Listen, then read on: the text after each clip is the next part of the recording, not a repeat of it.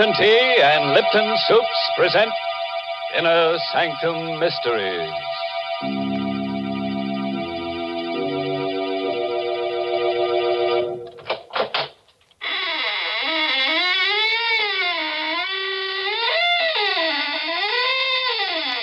Good evening, friends.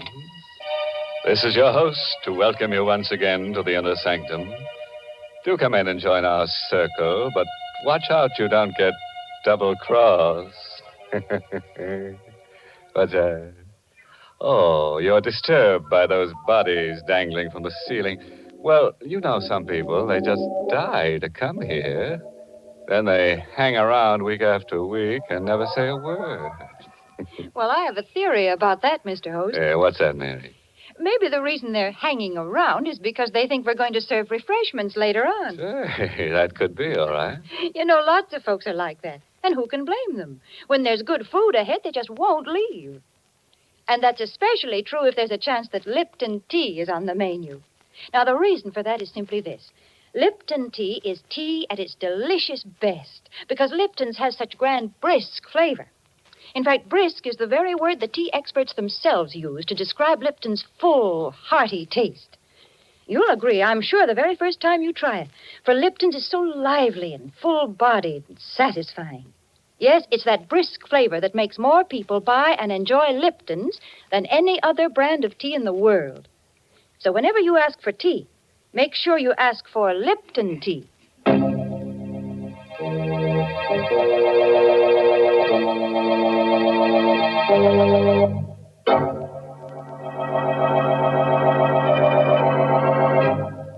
And now, friends, draw close your chairs. If there are no faint hearts among us, we'll begin tonight's tale of terror. A story written especially for Inner Sanctum by Michael Sklar. Our star tonight is Santa Soteka, who plays the role of Elwood Fitch in You Could Die Laughing. We wanted to escape our problem, to forget about it, so we went to the movies. But there was a doctor in the story, and every time he appeared on the screen, I remembered. Halfway through the picture, I couldn't sit there anymore. I nudged Catherine, and we got up and walked out. The street was cold and dark and empty. Elwood, what do you want to do now? I just want to go back home. All right, dear. Get in the car. Elwood, I want to talk to you. All right, there's time for that. Please, dear, let's stop being silly about this thing. Let's face it. I am facing it. But you're not. Don't argue with me. For heaven's sake, don't you understand? The doctor said you only got a year to live unless we move to Arizona. Doctors are human. They can make mistakes. Not 3 doctors. I don't care. Why are you so stubborn? Why are you so dead set against Arizona? You ought to know why, Catherine. Me? Yes, you. Because of me? Yes. I haven't given you much, Catherine, not even children. But I've been able to make a living. We've been able to get along. What would I do in Arizona without a job and without money? Elwood, slow down. I can still drive a car, Catherine. You're speeding. Let me alone. Passing through a red light. Elwood! That man crossing the street! Look out! Hi. Catherine. Did I? Yes. He's lying on the ground. Good Lord. He walked in front of the car. Well, we've got to help him. Is he? He's dead. Oh, Elwood. I didn't mean to do it. I couldn't help it. It happened so fast. Better call the police. Police? Well, you said he's dead. The police? Catherine, there's no one but us on the street. Nobody else saw it happen. What difference does that make? Get back in the car. Elwood, are you suggesting I was that... speeding. I passed a red light. And now this. They'll arrest me. They'll put me on trial for manslaughter. But my... He's dead, isn't he? We can't help him. It won't do me any good if I go to jail. But running away, leaving the body... Catherine, we've got enough troubles without this. We're going to get into the car and drive straight to the garage. I've got a year to live. And I'm not going to spend it in prison.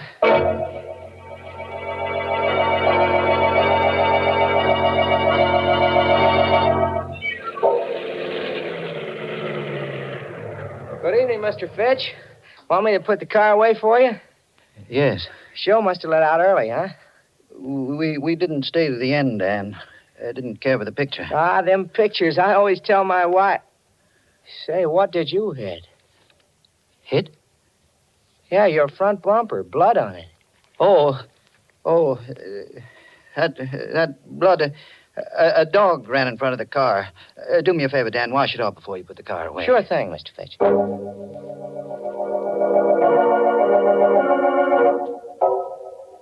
I didn't sleep well that night. Bad dreams, all mixed up. About doctors. They all looked like the man lying on the street. And their faces were covered with blood. I woke up exhausted. Breakfast is on the table, Elwood. Just a moment. That newspaper can wait. Your toast is getting cold. Oh, here it is. What are you looking for? The story. You mean last night? It's in the newspaper? Listen to this. Stenger, victim of hit-and-run driver. The body of Augie Stenger, underworld character, was discovered early this morning at the intersection of Broad and Main Streets. Police believe Stenger was the victim of a hit-and-run driver. The front door. Yes. Do you think it's the police? I don't know. Get a grip on yourself. I'll see who it is. Morning. You, Mr. Fitch? Yes. What can I do for you? I don't like to talk business on the front doorstep. Business? It's about last night, that accident. What accident? Don't try to act innocent. I saw that hit and run. Now can I come in? Let me handle this, Catherine. Who are you? The name is Chandler. I was sitting in my car last night at Broad and Main Street. I saw the accident and I followed you home. Thought I ought to talk to you about it this morning. What do you want? The cops are looking for that hit-and-run driver. I'm the only guy that knows you're him. It ought to be worth something for me to keep my mouth shut. You want money? Yeah. Blackmail. Don't talk to him, Elwood. Send him away. No, we can't do that, Catherine. He'd go to the police. But Elwood... Leave this to me. All right, Chandler. I'll give you the money. How much? $500. That's chicken feed. 1,000. Ah, now you're talking sense. When do I get it? I'll give it to you now. It's in my coat pocket. Here. Here it is. You'll find exactly $1,000 in $20 bills. Thanks. Now, get out of here. Now, wait a minute. Don't get nasty, Fitch. I'm doing you a favor. You got your money. Now get out. I'm going. But I'll be back. We call this the first installment. Elwood, where did you get that money you gave him? Money? Last night you said we couldn't go to Arizona because we had no money.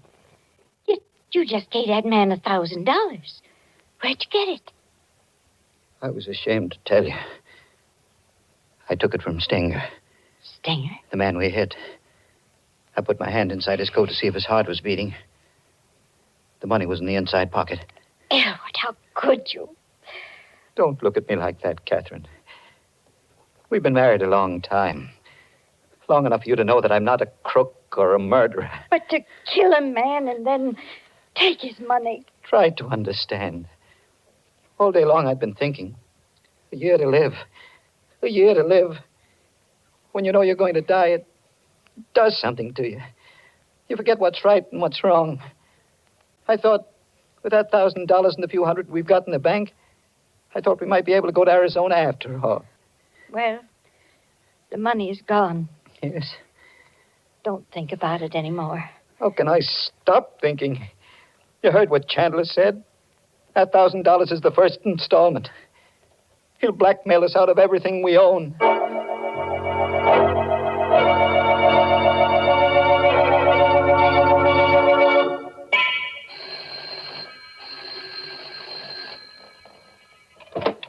Chandler. Shut the door, quick. Who is it, Catherine? Shut that door, Mrs. Fitch. You were here only yesterday. What do you want now? The cops are after me. You and me on the same boat. What have you done? What do they want you for? Murder. Murder. You shouldn't have come here. I figured this place ought to make a pretty good hideout. No. You can't stay here. Who's going to stop me? I won't allow it, Elwood. I won't have this man in my house. All right, cut the squawk. No. I stood a lot from you, Chandler, but stay away from me. Yeah. Don't you dare touch him. Elwood! Elwood! Don't cry, Kathy. I'm all right. Any more back talk, Fitch? No. Okay. I'm moving in.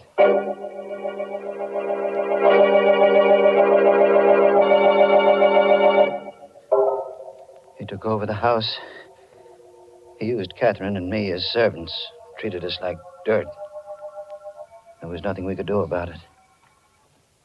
Just the three of us, cooped up in that little house. We couldn't go out.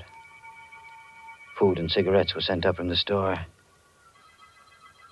Went on like that until Tuesday morning. Hush, Elwood. Chandler will hear you. He can't. He's in the bedroom.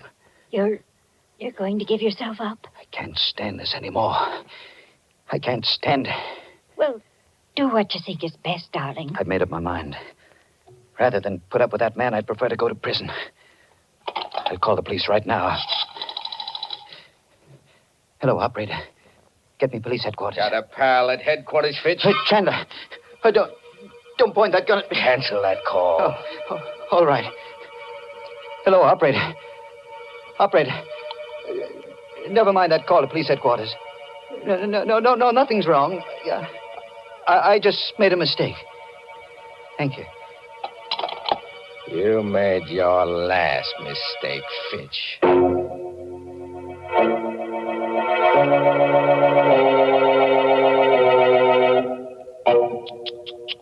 Imagine that black villain, Jack Chandler. First he blackmails Elwood, then he blackjacks him, and now he blackballs him from using his own telephone. You know what I'd do if I were Elwood? I'd apply for a writ of habeas corpus. That is, if Chandler doesn't turn Elwood into a corpus first. Things do look bad for Elwood, I must admit, Mr. Host. My, what a lot of unpleasant surprises he's been having. Yes, and he's in for a lot more, Mary. Goodness.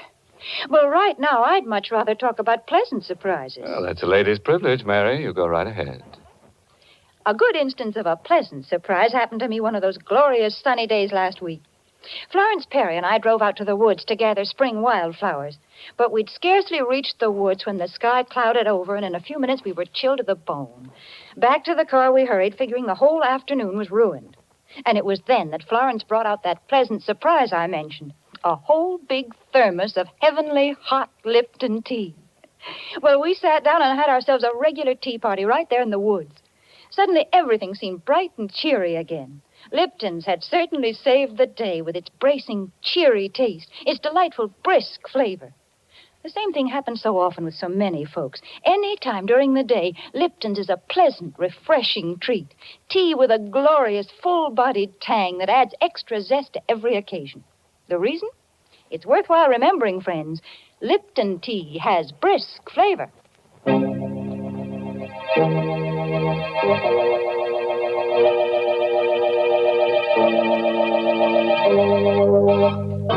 Now, friends, let's get back to those lovely people, Jack Chandler and Elwood Fitch. Chandler the murderer and Elwood the hit-and-run driver. It's quite a pair. Together, they make a full house. A moment ago, Elwood tried to give himself up to the police, but Chandler caught him at the telephone. So, you were going to double-cross me, huh? No. I was only going to tell the police about myself. What do you suppose would happen to me when the cops came for you? I ought to kill you right now. Oh, no. You shut up. First thing I'm going to do is pull out that phone so you don't make no more calls to headquarters. Yeah. That settles the phone.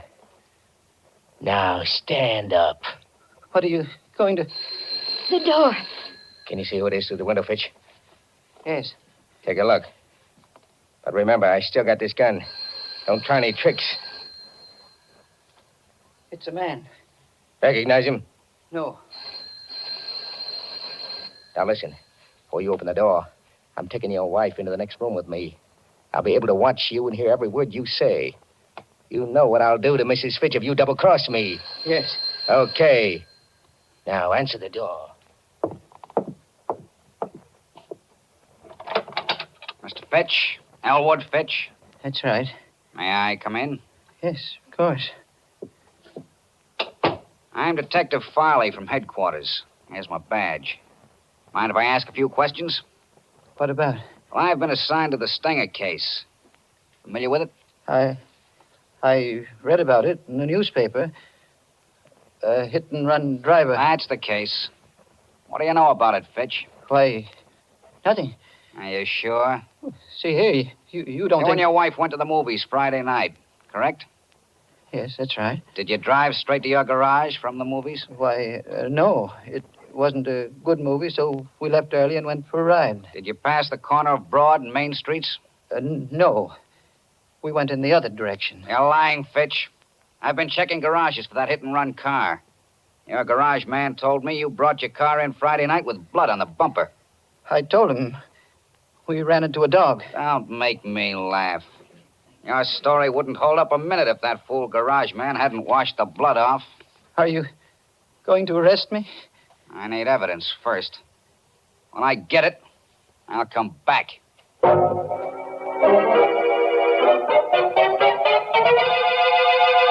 Blood on the bumper. That cop is wise to you, Fitch. He said he'd be back. Sure. He'll be snooping around looking for proof. Yeah, this is one heck of a hideout. I'm leaving. You're going away? Glad of that, ain't you? Well, you got nothing to celebrate. What do you mean? I need time, plenty of time to get away from the city. I'm not going to leave you here to squeal to the cops as soon as I'm out of the door. We wouldn't tell the police. Yeah, I'm going to make sure you don't. I got one murder rap on me already. It might as well be 3. 3? Elwood, he means... Listen, Chandler. I swear we won't tell. Why should we? Remember what you said. We're both in the same boat. The police are after me, too. You tried to double-cross me once before. I ain't taking any chances. Please. There's no use begging. It won't do no good. When are you going to do it? Before I go. Sometime after dark.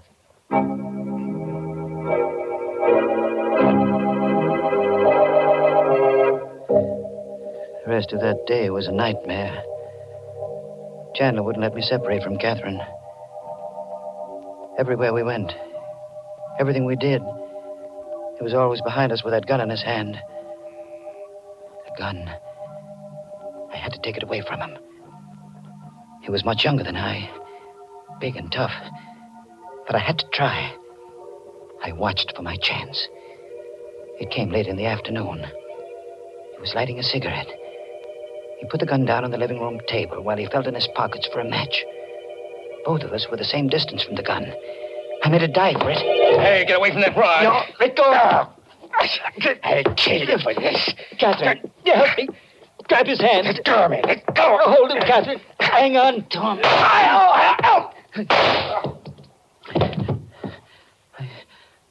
He's dead. I had to shoot him. I had to. Now what will we do? I don't know. What would he do if the positions were reversed? Call the police. No. The money. The money I gave him. The $1,000 I took from Stenger. He still got it. It's ours again, Catherine. We're going to Arizona. Arizona? Don't you see? It's just like it was before he came. We'll take the money and we'll go to Arizona. But his body... He's a murderer, he said so himself. We'll put the body into the car, drive out to the suburbs, and leave it on the highway. The police will think it was just another gangster murder.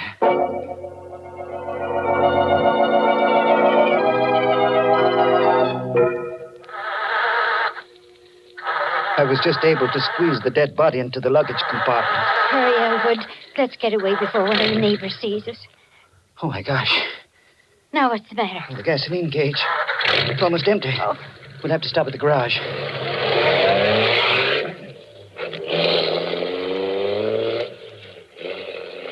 I drove back to the garage, had Dan fill the tank, and paid him with one of the $20 bills I'd taken from the body of Stenger. Dan gave me a queer look as he brought me the change. Here you are, Mr. Fitch. 13 gallons out of a $20 bill. Thanks, Dan. Oh, by the way, did a detective come around to your house the other day? Yeah, yes, he did. I hope you don't hold it against me telling him about that blood on the bumper of your car. Oh, of course not, Dan. Why should I? After all, I had nothing to hide. No, that's right. Well, to tell you the truth, Mr. Fitch, I was a little suspicious of you. I thought you really might be that hit-and-run driver. Not that it matters much now. No? No. The police don't care much now about that driver. Why not? Oh, he's small potatoes now. I just heard over the radio that that guy Stenger was just about dead even before that hit-and-run driver hit him. How could that be?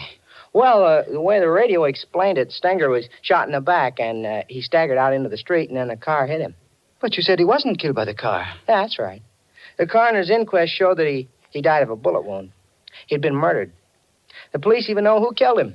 They know the killer's name? Uh-huh. I heard it over the radio just a minute ago. Oh, yeah, Chandler. Jack Chandler.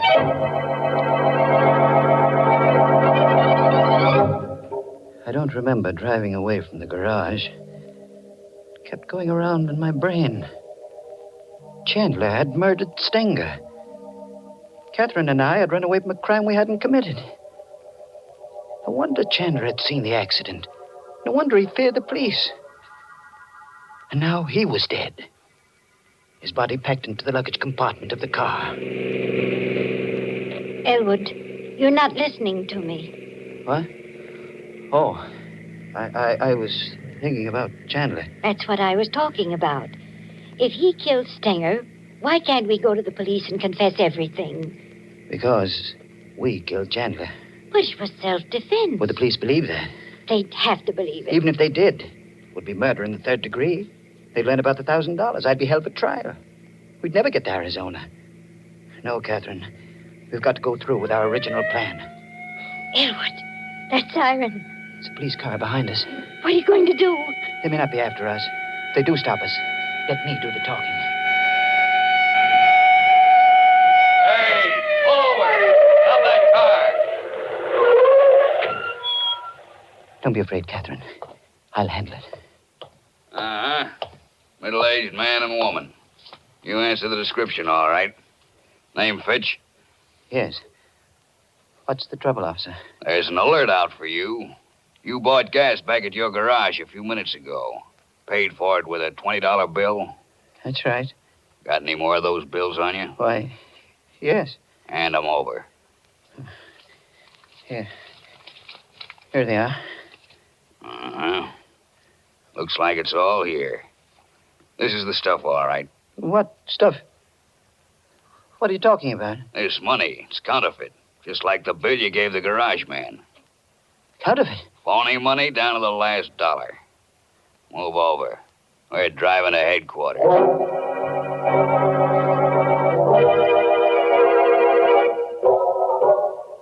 Well, that's the story, Detective Farley.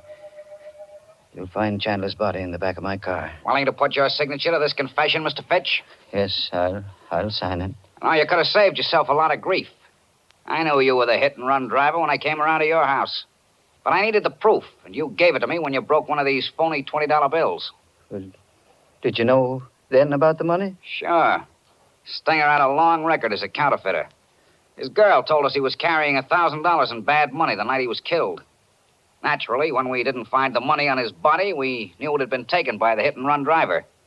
And the blood on the bumper of your car was the giveaway. Well, now that you've caught me, what's going to happen to me? Well, depends on the jury. You might get 20 years. Might get life imprisonment. You might even get acquitted.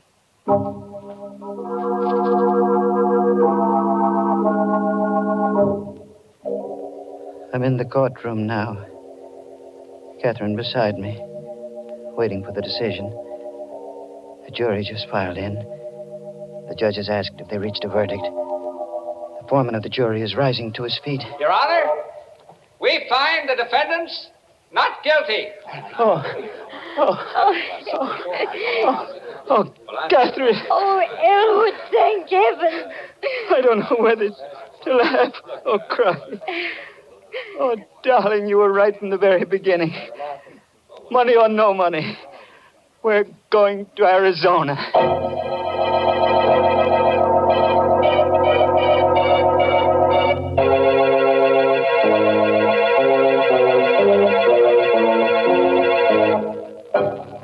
Well, fooled you that time, friend. Slipped you a happy ending when you weren't set for it. But that jury decision, I don't know. It sounded a bit fishy. But seriously, friends, do you like happy endings? I don't, but then some people do. You know, someday, just to make sure, I'm going to have some research organization take a gallows poll. Well, Mr. Host, that seems a lot of trouble to go to when there's plenty of proof right in front of your nose that says people love happy endings. And what is that proof, Mary? It's the way thousands and thousands of families every day top off delicious meals with delicious Lipton tea. There's a real happy ending for breakfast, lunch, or dinner, folks. Try it and see. In fact, so that you won't forget it, add Lipton tea to your grocery list right now, this very minute. It's the world's favorite tea, and you're always sure of getting tea at its tastiest when you get Lipton's. Because remember, Lipton tea has that marvelous brisk flavor.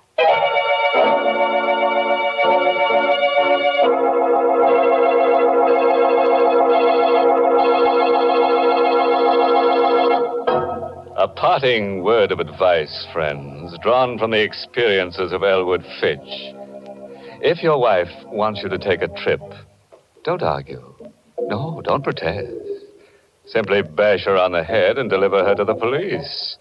You can always say she tripped. Oh, yes, this month's Inner Sanctum mystery novel is I Hate Blondes by Wolf Kaufman.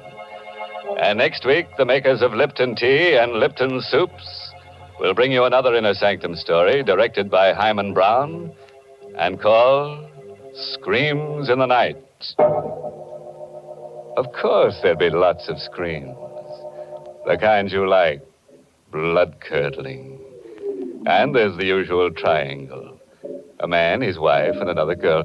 But the joker is, he who grasps best gasps last. Don't get it?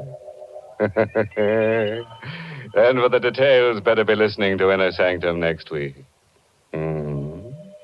Until then, good night. Pleasant dreams.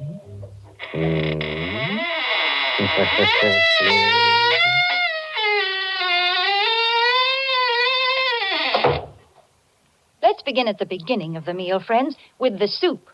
If you want soup to be both delicious and easy to prepare, make it Lipton's noodle soup.